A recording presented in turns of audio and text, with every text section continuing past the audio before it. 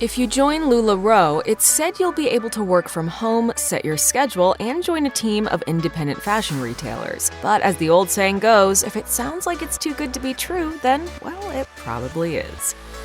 Before you can get started selling LuLaRoe, you have to have inventory. But inventory isn't free for consultants, and sellers don't have the option of borrowing some before paying the company back after they start making sales. According to the Join LuLaRoe section of their website, you have to invest a minimum of $2,500 up front to secure your first shipment of clothing, which you can then turn around and sell at a markup. For many consultants who are often stay-at-home mothers, that's a big chunk of change. And according to an article in Racked, the average price for a consultant's first shipment of inventory is $5,000, double the set amount. There are also sales incentives for those who sponsor consultants, as the more money a consultant puts down initially, the bigger bonus her sponsor reportedly receives. Founder Deanne Stidham has said the origin story of LuLaRoe is a humble one, according to Bloomberg Businessweek. In 2012, she sewed a skirt for her daughter, and so many of her friends admired it that they started placing orders. In mere days, Stidham had hundreds of orders, and with the help of her husband, Mark, a business was born. Fast forward to 2016, buzz about the company was spreading via Facebook groups, which intrigued women like Roberta Blevins. In March of that year, she paid $9,000 to become a LuLaRoe consultant. At the time, there were only a few thousand consultants out there, and Blevins said she had no trouble making money. Within 4 months, she rose from consultant to trainer, the next level of the pyramid. But then the company blew up, and the market became saturated with thousands of consultants trying to sell clothing. By April of 2017, LuLaRoe announced that they would buy back inventory, and many lower-level consultants decided to cut their losses and run. It seems there was just too much competition out there for so many consultants to be profitable.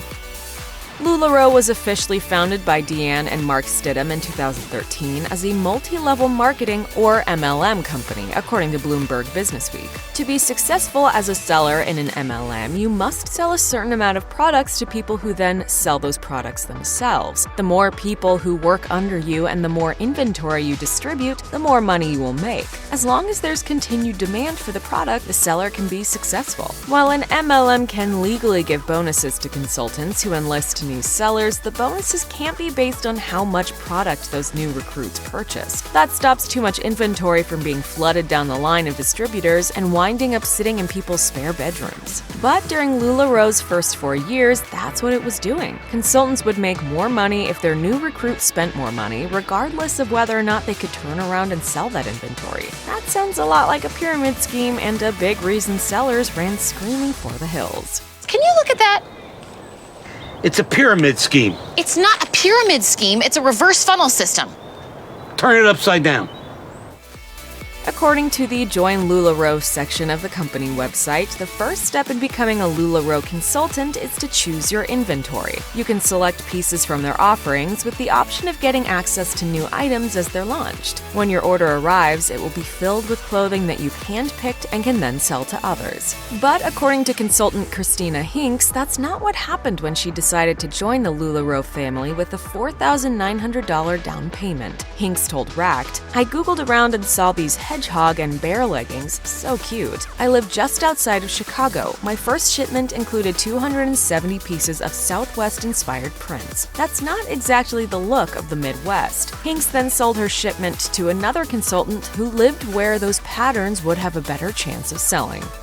In the early part of the company's history, customers seemed taken with their leggings in particular. In some circles, they were even called butter leggings, as they developed a reputation for being extremely soft and warm. It's no wonder people were interested in having a pair, or 10. But in early 2017, LuLaRoe leggings became known for something else: ripping. Customer Valerie Williams told Business Insider, "These pants rip like wet toilet paper." She reportedly ordered 5 pairs of leggings, and she claimed 2 of them ripped right after she put them on. As a lot of buyers reported the same thing, LuLaRoe responded by setting up a huge refund program. The company had literally gotten too big for its britches, and it was showing in the quality of the products. Some consultants even reported a foul stench emanating from their unworn, brand new LuLaRoe inventory. If I just spent my kids' college fund on leggings, I am wearing them as pants, a cape, oven mitts, and I would probably even be buried in them. Making the decision to have children is a big one for a variety of reasons. That's why when consultant Marley Ezerek was asked at a LuLaRoe convention what her motivation to sell was, she told the crowd it was because she was having a baby, according to Truth in Advertising. She was 10 weeks pregnant at the time and wanted to make sure she was financially ready to grow her family. But 2 months after that, Ezerek found herself in dire financial straits. She had over $15,000 worth of debt because of her LuLaRoe business, rather than the bundle of profit she'd hoped to make. Worried about her finances, Ezerek filed for bankruptcy in May of 2017. Ezerek's story isn't the only one. Over 100 other LuLaRoe consultants had also filed for bankruptcy as of April 2019.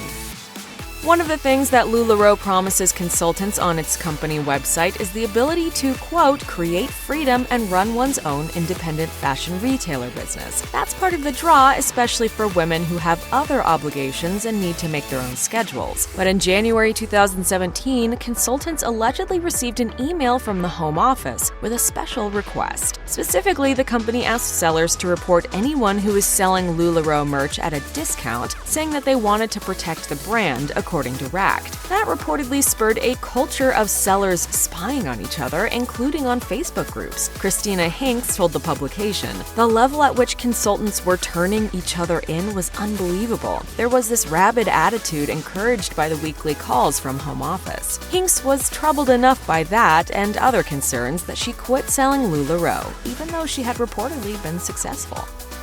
As some former LuLaRoe consultants tell it, they left the company after selling off the remainder of their inventory in a going-out-of-business sale. One Google search and you can find a number of LuLaRoe consultants selling off their inventory at discount prices. That's what a woman going by the pseudonym Rachel Smith did after she became frustrated with the leadership at LuLaRoe. Smith told Racked, "The final straw was being lied to regarding the new merchant agreement they were trying to bully us into signing. While they were pressuring us to hurry up and sign the new merchant agreement, Mark Stidham said there would be no credit check. As it turned out, there reportedly was indeed a credit check, and when consultants discovered that one was conducted, the company allegedly said it was a so-called soft credit check. But the reality was that the credit check was a hard inquiry, said Smith, which caused consultants' credit scores to drop.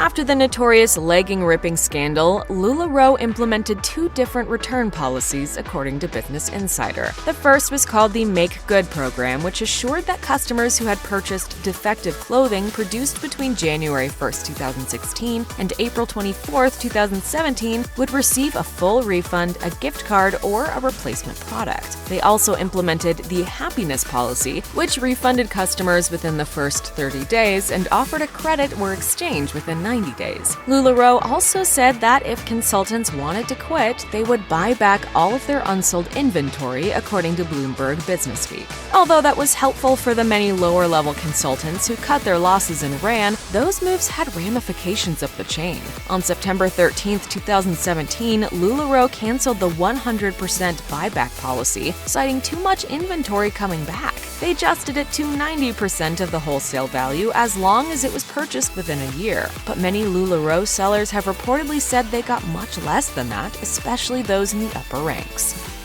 According to Business Insider, LuLaRoe's growth was explosive between 2016 and early 2017. The company doubled in size, going from 38,277 sellers in September to 77,491 sellers in February. But explosive growth came with some problems for sellers. In this case, because there was so much competition, sellers were reportedly finding it harder and harder to move their inventory at all, despite being encouraged to make such a large investment up front. According to an article in USA Today, LuLaRoe allegedly had some less than stellar advice for its struggling consultants. 3 California women said that when they reached out to the company for help, they were told to borrow cash and even sell breast milk to stay afloat and make ends meet. We don't even have words for that one. The year 2017 proved to be quite the time for LuLaRoe, and not in a good way. According to Truth in Advertising, that's when the lawsuits against the clothing juggernaut started to flood in. Among the lawsuits against LuLaRoe was one filed by the Attorney General of Washington State against the company, its founders, and a promoter in 2019, alleging that LuLaRoe is a pyramid scheme. A number of class action lawsuits were filed against the company on the federal level, citing a litany of alleged wrongdoings, including return policies policies that were deemed unfair, pyramid scheme allegations, sales tax that was illegally charged, plus the notoriously defective leggings about which so many customers had complained. All in all, Truth in Advertising listed 17 total lawsuits. Apparently, LuLaRoe's consultants aren't the only people who are upset with them, according to Truth in Advertising. There's been yet another lawsuit, and this one was filed in November 2018 by Providence Industries LLC, one of LuLaRoe's clothing suppliers. Specifically, the complaint alleges that LuLaRoe is not in a healthy financial situation. Providence claims it has sufficient reason to believe that the company is, quote, insolvent. It goes on to say that they believe LuLaRoe is indebted to numerous other vendors and suppliers that LuLaRoe has been unable or unwilling to pay. Among those other debts is allegedly the chunk of change they owe UPS to the tune of $1 million. It wouldn't be surprising at all if women decided to walk away and never look back. Butter leggings be damned.